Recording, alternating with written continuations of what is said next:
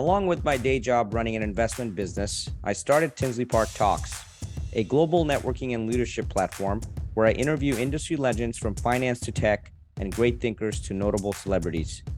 In these interviews, we discuss great ideas around investing, entrepreneurship, problem solving, and all other lessons of life. Welcome to another episode of Tinsley Park Talks.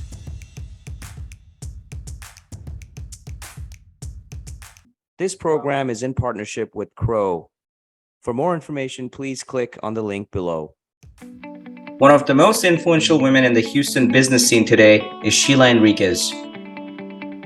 She rose the ranks at the third largest independent firm in Texas called Briggs and Veselka to be the managing partner and CEO of the firm.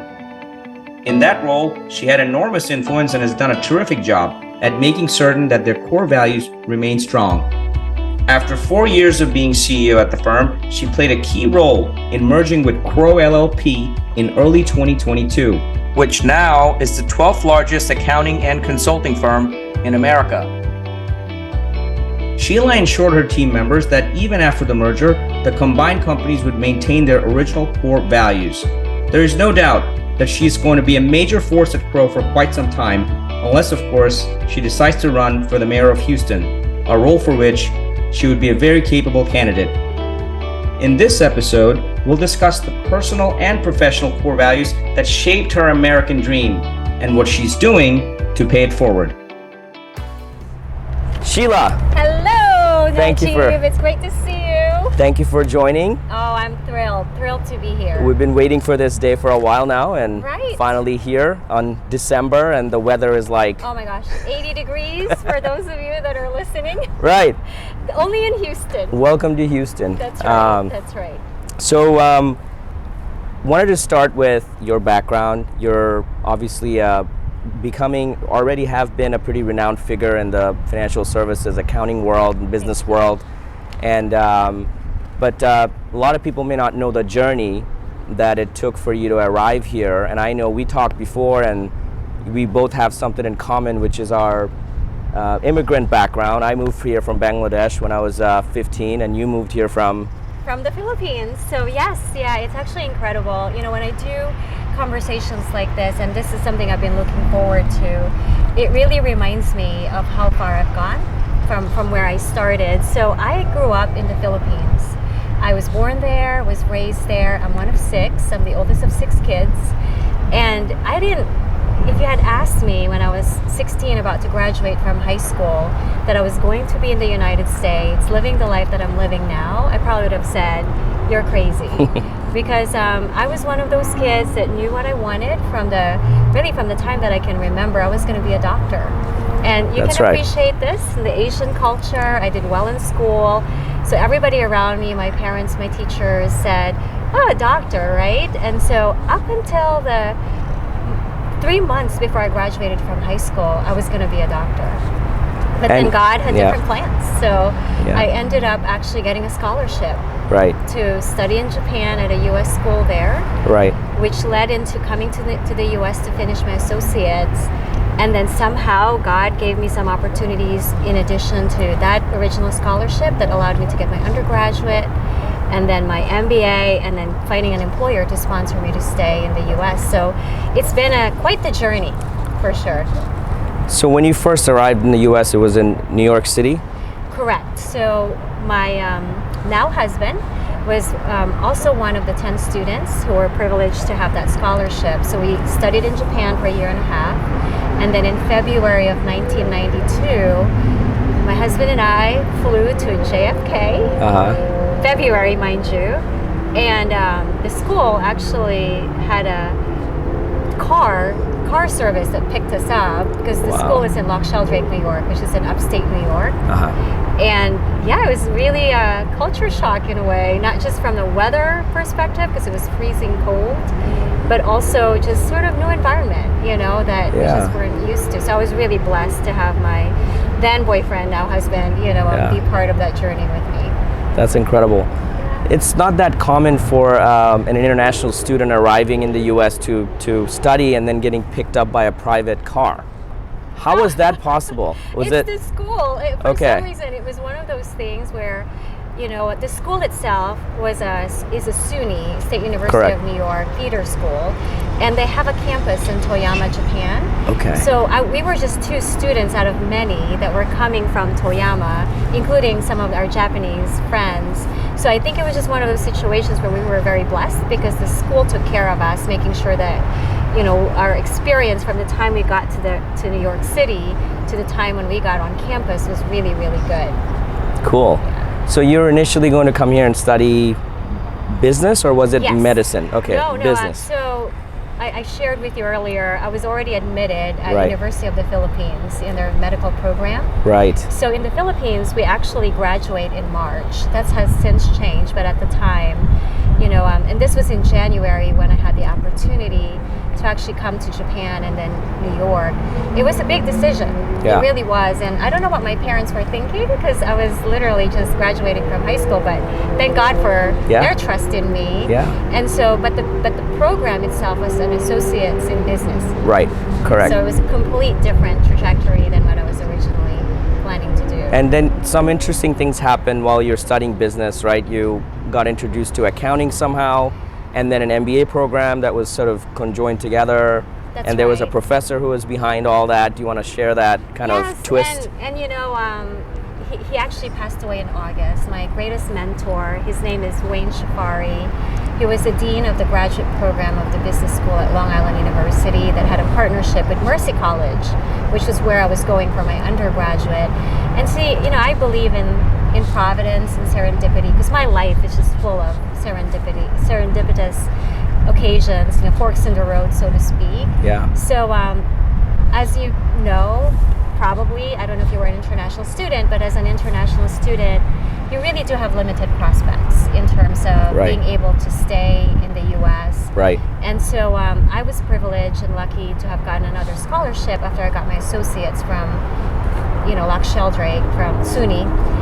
I ended up getting another scholarship at Mercy College, New York, which is in Westchester County. I was finishing up my management degree. And once again, it seems like a theme for me, about to graduate, one more semester left, had 3 elective credits that I wanted to take a graduate class. So I go and meet with Wayne Shafari, and in the conversation, he saw I had a 4.0 GPA, and Right. he said, "Have you ever considered going for accounting?" And what I didn't know at the time is he was developing a 4+1 program, which is an MBA CPA. 4 years of undergrad and one And a one year year- of master's program. Correct. And it's around the CPA curriculum. Designation, yeah. Designation. So I remember very vividly his comment about, you're a minority, you're a woman, getting your CPA is a game changer. It will open doors for you. It's a credential you will have forever. And I don't know, I was really persuaded that day because he also, in the same conversation, said, and if you're open to it, I need a graduate assistant. You can work for me for 20 hours and you get a full ride. That's incredible. And he talked to the undergraduate program director and said she's going to take accounting classes. Right. Can she keep her scholarship? Right. So Wayne just opened that door for me. Loved working for him. We're actually in the process of setting up a scholarship fund Oh, wow. in his name because I was but one of, I would say, probably close to hundreds of people that he has helped. He took on, this is a great example of a person that makes a difference in people's lives because rather than having a secretary, Right. he had a program where Sure. he would look for talented, high-performing students who needed the help.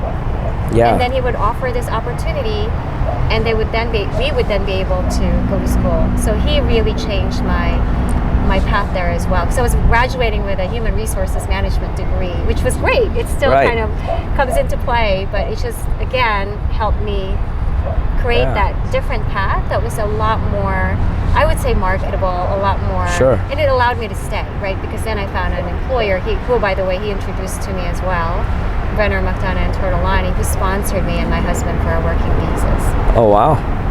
Yeah. That was in New York? in New York. Okay. So my first job outside of school was as a financial consultant, financial management consultant with Okay. Brenner, McDonough, and Tortolani. Now, do I remember this correctly? You also had a law degree. Did you study law? Did you have when did that happen? Years down the road. Okay. Yeah. Okay. I actually got my law degree very late. So Okay. I say that, and it's been I guess 12 years now. But I graduated in 2009. Got it. And I started law school in 2006. Okay.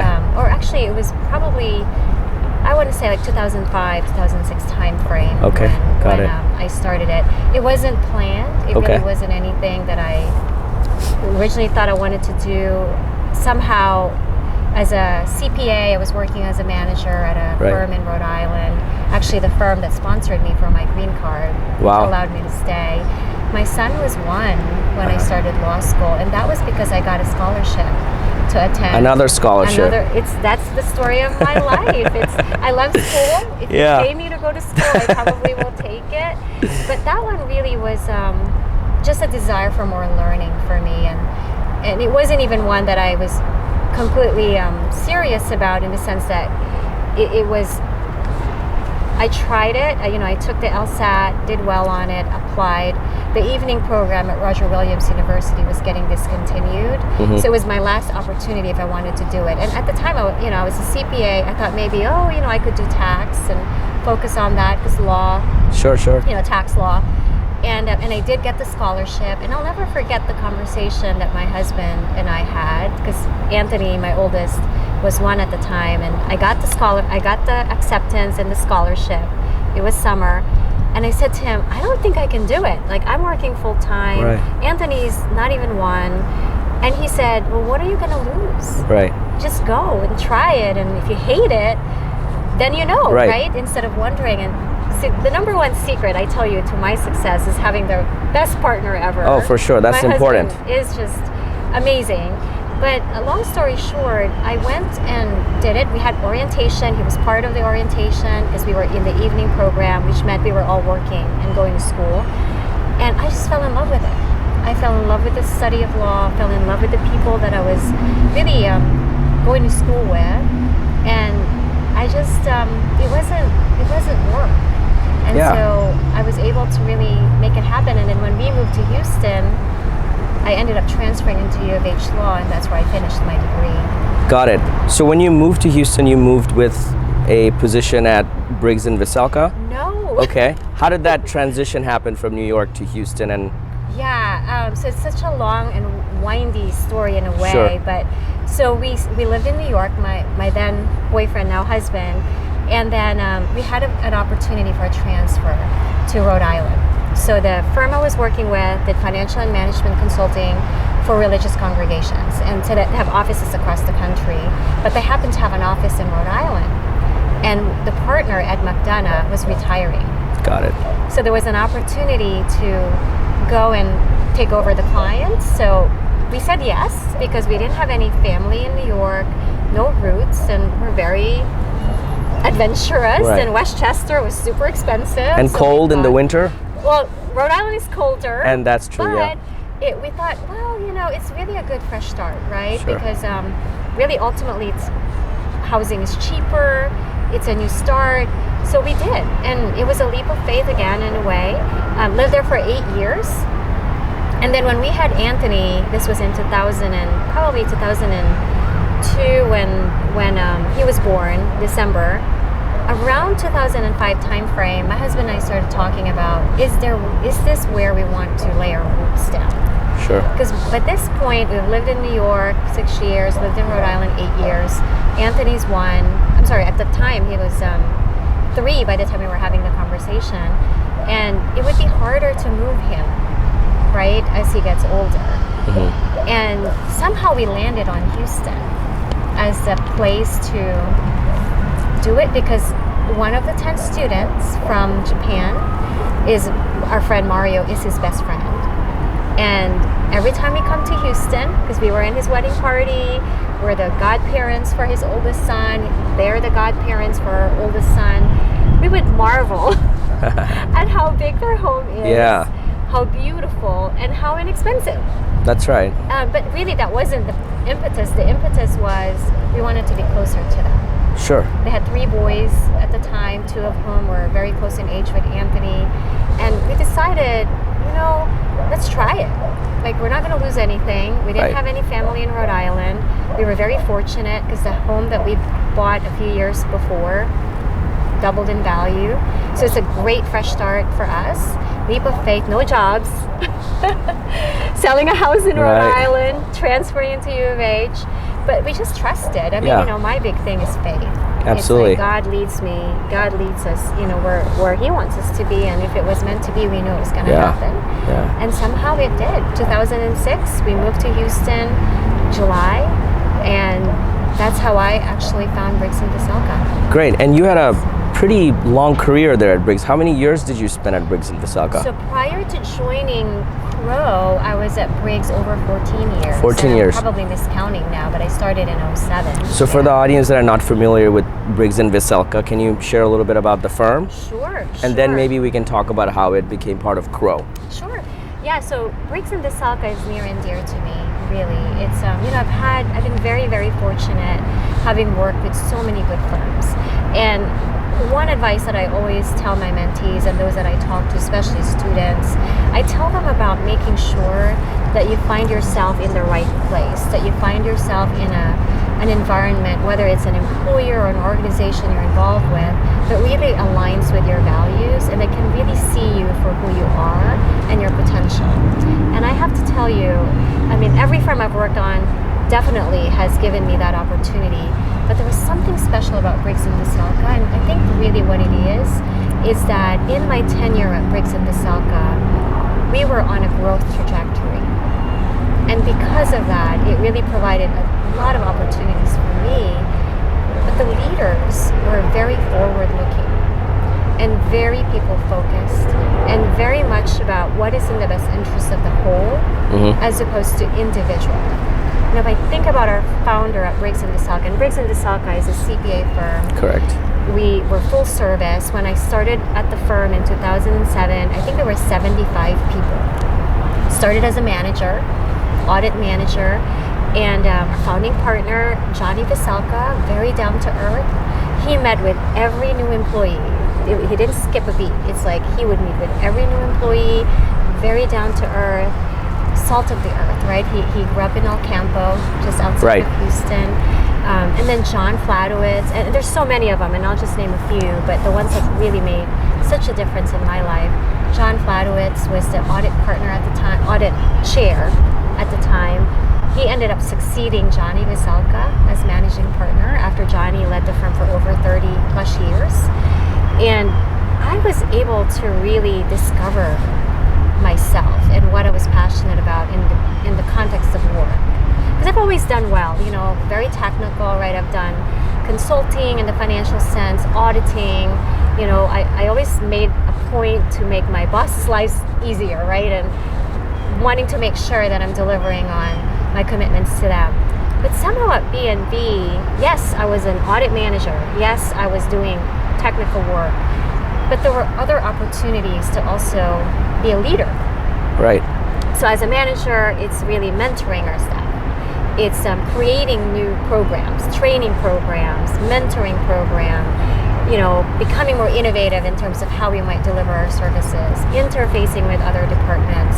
And I think slowly but surely, I was able to really grow my skill sets outside of just the technical, but also what people call soft skills, I call hard skills, because those are the most important things in the leadership aspects of it. Business development. I'll never forget the first week that I was at Briggs and Veselka. John Fladowitz, who is a rainmaker, he's still the legend in my opinion when it comes to generating business. But he comes over, and he's the head of audit, right? And I'm a lowly manager, and he comes over and he said, "Do you have plans this afternoon?" I said, "No, I'm literally there 1 week." And he says to me, "Oh, I've got a prospect call. Come join me." And I'm just, I've never been. Right. So, okay, Najib, I've never been on a prospect call. I've worked at this point, I've got maybe 13 years, 14 years. But in my other firms, I was more of a technical person, right? I was more, I got more business with my existing clients, but I've never really done any kind of business development effort. So he brings me, we go to the client, and actually it's interesting enough, that client is still a client to this day, which is phenomenal. And I just remember... Thanks to him for taking you to the meeting. I'm sure that played a part. Oh, well, you know what was so interesting about that meeting, though, was watching him. Watching him talk to the client, not selling our service, but asking questions as to what they needed. And some of the services he was asking about, R&D credits, we didn't provide. But he wanted to connect with them at a level of, how can I help you? I left that day transformed. Because I remember thinking to myself, because my mother is a serial entrepreneur. I grew up around didn't know that. business. Okay, you did. All right. She did not have a boss, right? She always owned her own business. I was in the family business with my siblings. I was as young as like 6 years old, and I would be manning the store, and she did everything from running an appliance store, repacking goods. I used to do door-to-door with my sister, selling repacked toys. So I grew up around business. You were born to do business development then.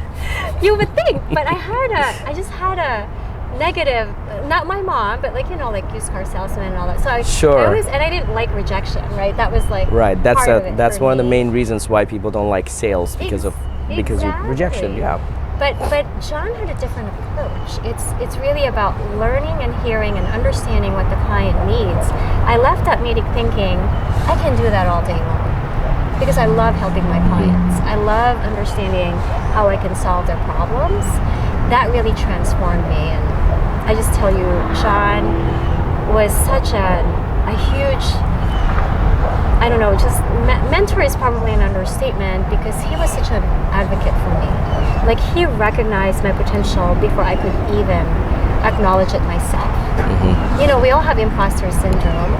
I think, at least I did. Right. I do, right? There are moments when I'm like, really? Like, I'm really equipped to do this? And I really have come to realize through my experience at Briggs and Veselka especially, to accept the validation of people around me. Yeah. And John has always been such a huge advocate. But he would also tell it to me straight, right? If there are things that I needed to work on. But, I succeeded him as managing partner at B&B. And if you think about that... So you became the CEO for Briggs and Veselka. I did. Right before the merger happened with Crowe, correct? 4 years before. 4 years. So so you're CEO for 4 years. Okay. Yes, and if you had asked me, I joined Briggs and Veselka in 2007 as a manager. Right. Right, and I became CEO managing partner in 2018 in July, succeeding John, and I still pinch myself because never, like Immigrant coming to the U.S. Never in my wildest dreams would I have thought I would do. What do you think made it possible for you compared to others? And what do you think was your biggest contribution to getting that role? It's a great question. And I know that part of it for me was understanding the culture of Briggs and Veselka. And I think John saw that in me. That for me, it was always about what's really in the best interest of the firm. So my trajectory at Briggs and Veselka was quite fast. I joined as a manager, and I quickly got promoted every year. And as you know, as you go up in the ranks, it's not so much about your technical ability. Correct. It's really about seeing what the firm's mission is and figuring out how are you best contributing to that goal in a holistic way. And I think where I was able to contribute, certainly business development, because I started a litigation support practice. I really had a fairly large audit practice, had great relationships with my clients, but I had such a passion for developing people. I really wanted people to rise in the firm. So I shared with you, we were 75 when I started. By the time we joined Crowe, we were close to 350. Wow. Yeah. So that is a 15-year. 5 times, yeah. And I credit really the culture and the legacy that Johnny and the senior partners, John Flatowitz and all the other partners that saw longer term vision. They could have sold out, right? They could have said, sure, we hit 20 million, we hit 30 million, and we were getting courted by every firm, right? And so, but no, they said, we want to keep growing it, get it to a more competitive state so that we can really be the ones where we own our future. We can choose as opposed to, I'm just gonna exit. Right. Does that make sense? So, Absolutely. So I think really what I was able to contribute was being able to paint a picture of continuing the legacy that they started. Maybe not so much just as Briggs and Veselka, but as later on joining Crowe, the core culture and the core values that we had created of a one firm. Right. Looking at what is in the best interest of everybody, stewardship of really growing our people and giving the same opportunities to them. I felt like I was contributing to that. I got on the executive committee shortly after making partner. So I made partner in 2010. I started our litigation support practice. Right. I really was heavy in recruiting, heavy in mentoring, but also very much willing to expand our horizons in terms of outside of just the audit and the tax, getting into new areas in consulting. So that's what John at least tells me, that the reason why he picked me as his successor, and of course it was a vote, it wasn't like just because he picked me, that was it. Right. The other partners needed to also Sure. feel like I was the right leader. That's an amazing accomplishment. Thank you for sharing.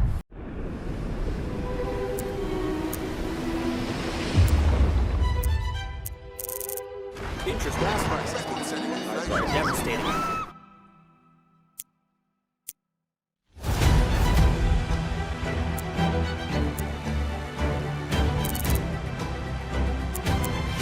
While the world fights uncertainty, Crowe will help you embrace it. Embrace volatility. Crowe.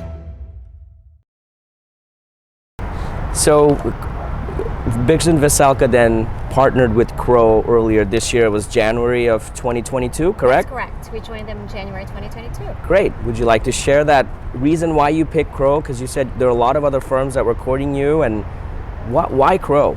Yeah. For some of our close relationships at Briggs and Veselka, I'm sure it was a shocker. And I can tell you, it just wasn't something that was even in the cards for us. Because I shared with you earlier, so many firms wanting to be in Houston, wanted to really convince us to join them. Because if you think about Briggs and Veselka, we were the largest independent firm in Houston. We were the 7th largest if you include the Big Four. And we were the 3rd largest independent firm in the whole of Texas. And we had offices in Austin, right, Woodlands, El Campo. And so we knew we were very attractive. But I personally was also very bullish about our future. So no interest at all. And I can tell you, it was a standard no whenever I would get calls from firms. But there was something about Crowe that really resonated when we talked to them initially, not to merge or not to join them, but to learn from them. And this was in January, February of 2021. I was planning a retreat, our partner retreat, and I was talking to one of our consultants who was helping us plan it.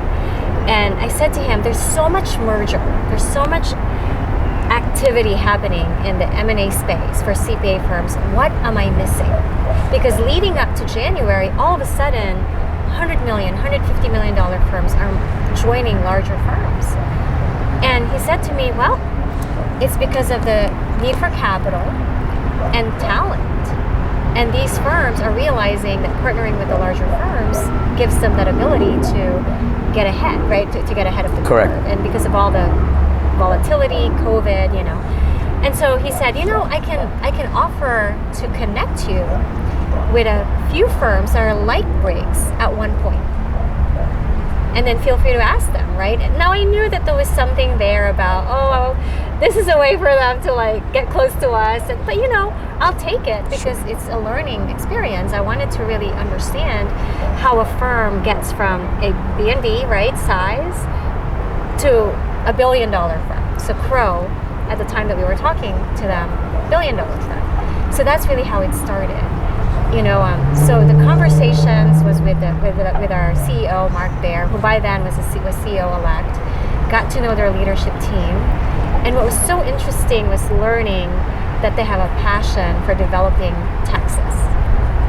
That was the common ground that I think really ultimately we started thinking, can we dream about coming together and really making it big in Texas, right, for the combined firm.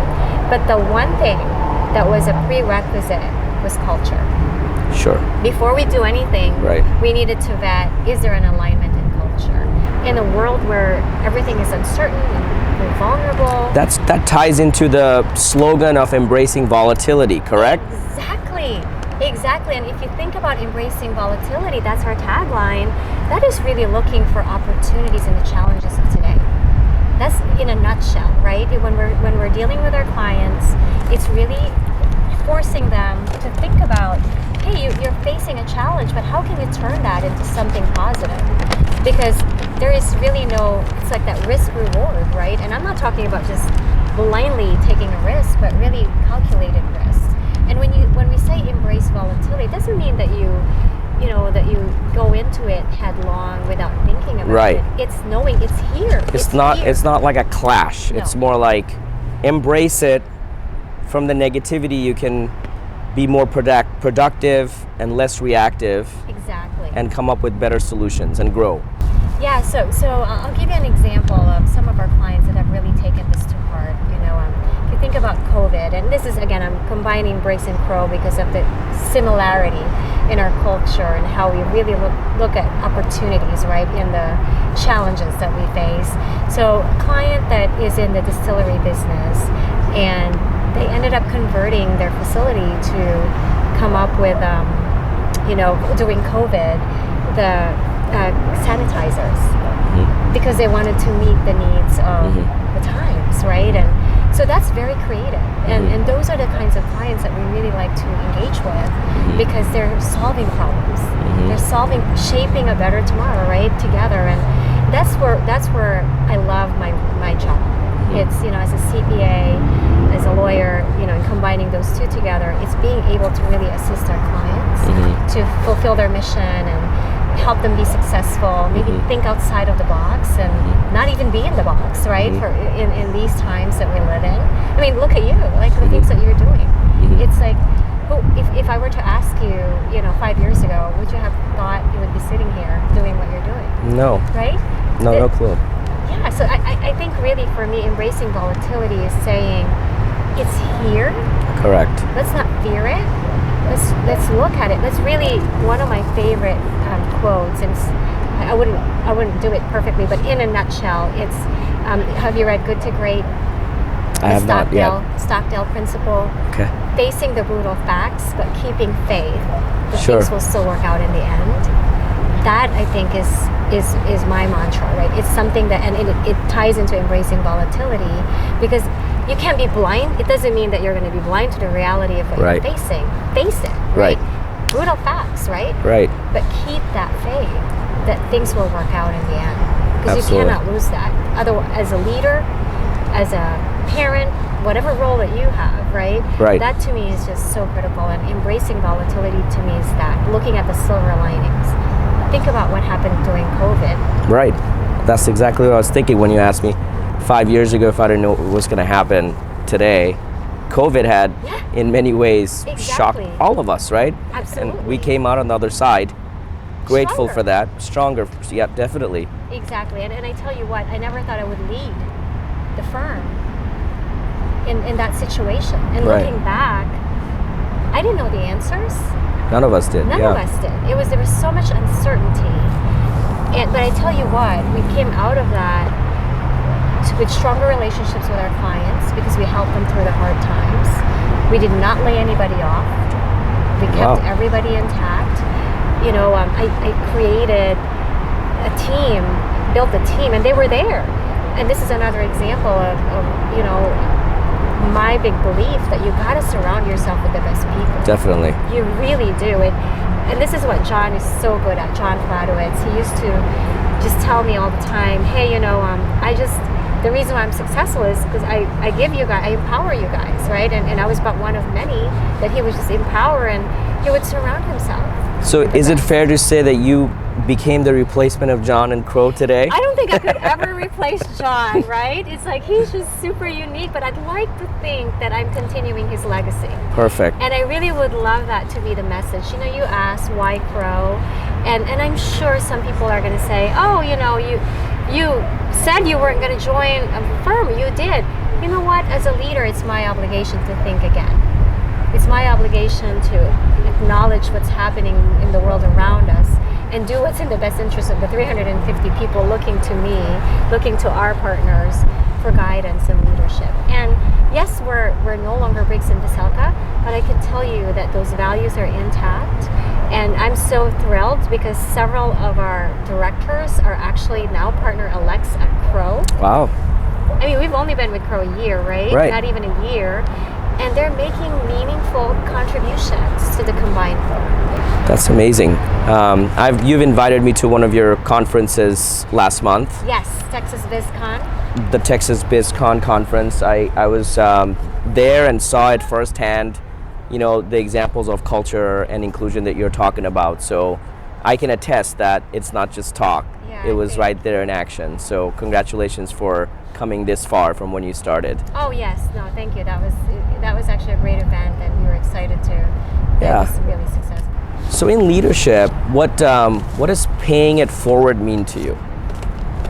What a great question, and it's probably one that I've been thinking a lot more.